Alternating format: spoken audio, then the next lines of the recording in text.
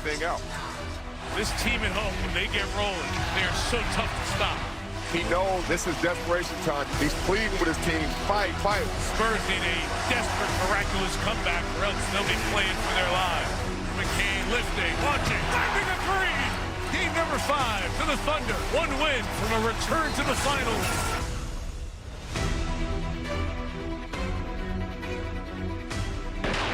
Well, the Thunder, they're rolling up 3-2 in the conference finals thanks to some key contributions from their role players. I don't even know what the Thunder, can you even call them role players? This is just the Thunder identity at this point. Shai Gilgeous-Alexander had a little bit of a slow start in this one. Early in the second quarter here, Jared McCain. Wow. Look at that darn. Jay Will. Hell of a pass. Cason Wallace. Touch pass. Great ball movement. And most people would just catch and finish it. Instead, he's like, you know what's better than 2, 3? In the very next possession here, kicking it to Alex Caruso. Man, and that's how you get it back. Williams hyping up the crowd there afterwards after that shot as well. One of the better backup centers in the league, right? McCain drives, gets to the rim. Man, nice touch. Gets that one to go. He had 20 points. Man is a hooper. Let's go to the fourth quarter here. This is the start of the fourth. SGA just sitting comfortably, hanging on the bench. Julian Champagnie throwing a pass to Wemby, who's just not quite looking there. Yeah, got to have some communication in that transition. And then the other way. He wasn't looking. Give up a dunk. Isaiah Hartenstein. Juju played good last night, though. So with Wemby on the court and SGA off, the Spurs, they were outscored by 8 points. They shot 3 of 13 from the field. That's just not a recipe for success, especially because they were also, Shanae, out-rebounded by 4. Here come the Spurs. This was it for me. That was the play. I was like, it's not his night. He doesn't have his legs. And he normally makes this a highlight reel #1 on SportsCenter. Not this time. Not this time. Victor Wembanyama couldn't quite get it done. Here's Miss Johnson after the game. He's got to take more than 15 shots, even with the free throws. And, yeah, he's going to have to score more than 20 points for sure.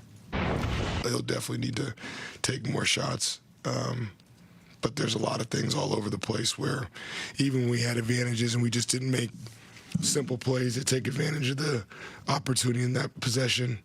And in this type of game, you got to be sure of everything you're doing in a very secure, mature way. Vocal cords, maybe. Yeah. He's been coaching hard.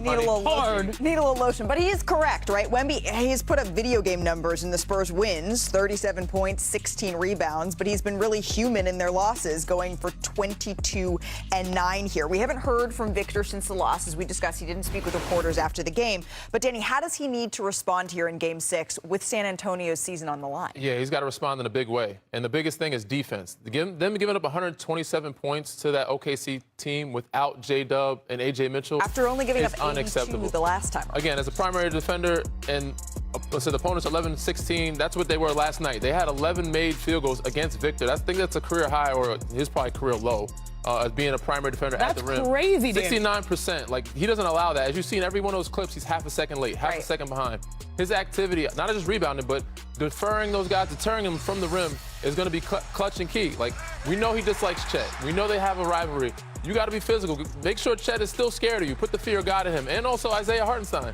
So defensively is where it relies more on him. But like Mitch Johnson said, he's got to score too. He's got to be aggressive offensively. And that's getting closer to the basket, ducking in, getting offensive putback. So he's got to be active all around. He's got to be MVP. And they do need help. Champagnie gave him some last night. It's tough to lose a game when your role player gives you 20.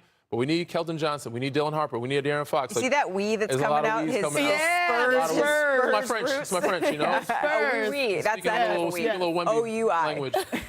Yeah, and speaking of that differential, because right now that's the strength of the Oklahoma City Thunder, that they can have guys sub in and give you all-star-like production, which is wild, especially in the postseason, whereas the Spurs just don't have that. Look at the difference right here. The Thunder are doubling when it comes to points off of the bench, 51 points per game off the bench.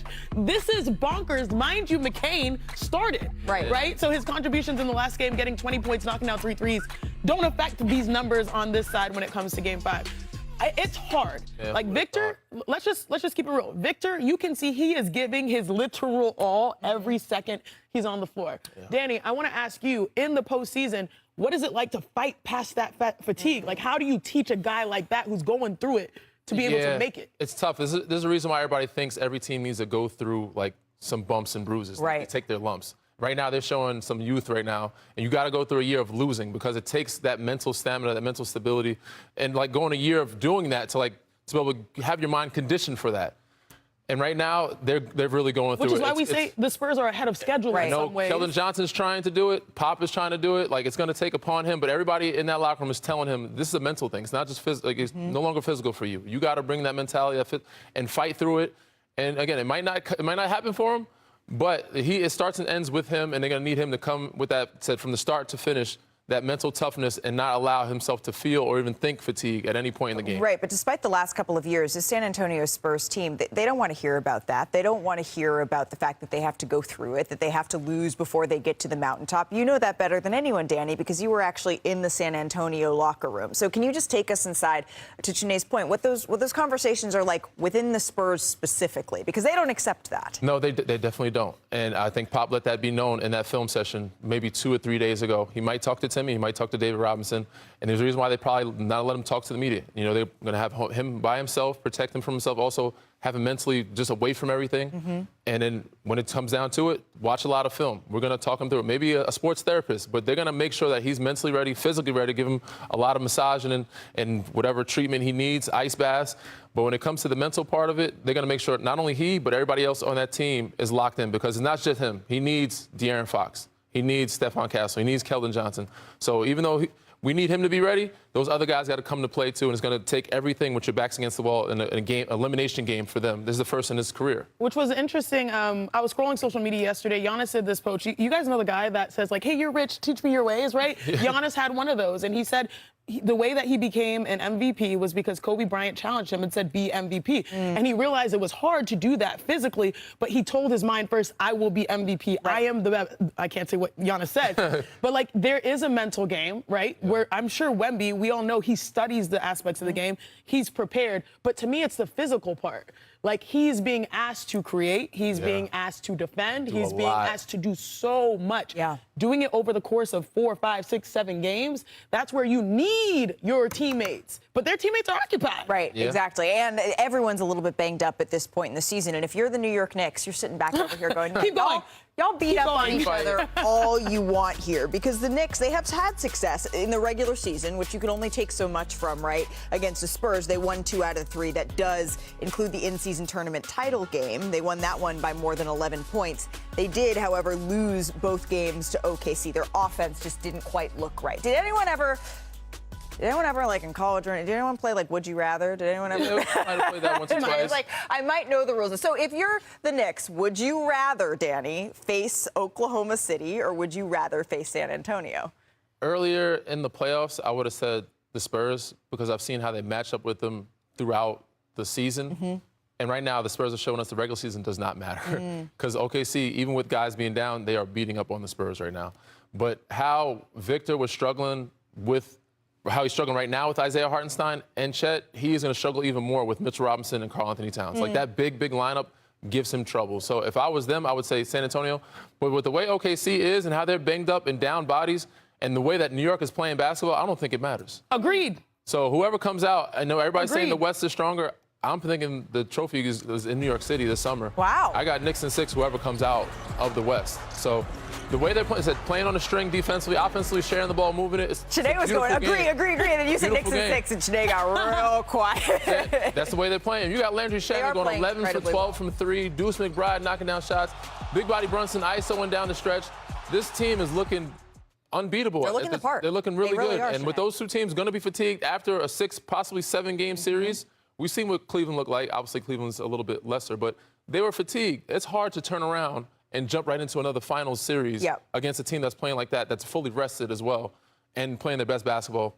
That's an uphill battle. I think the Knicks are going to bring it home this year. Honestly. Victor Wembanyama is a player of destiny, but it feels like the New York Knicks are a team of destiny. All the circumstances for them to win a championship are sort of unfolding in real time. You are literally the hottest team in basketball. You're holding teams to the least amount of points. You're scoring the most. You have the largest win differential. Your team is clicking on all cylinders. And you've got the king of New York and Jalen Brunson, right?